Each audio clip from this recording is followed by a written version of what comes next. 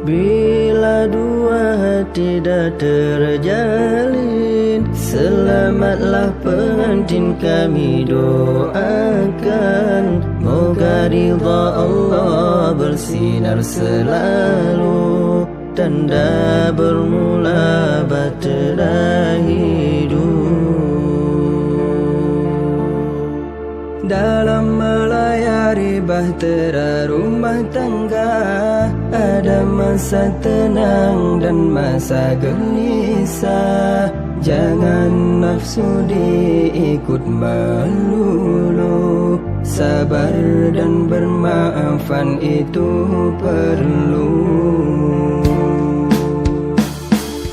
Beginilah rasa manusia, tak lari dari ketentuan ilahi. Suami, ketua, istri, pembantu, melangkah hidup saling berpadu.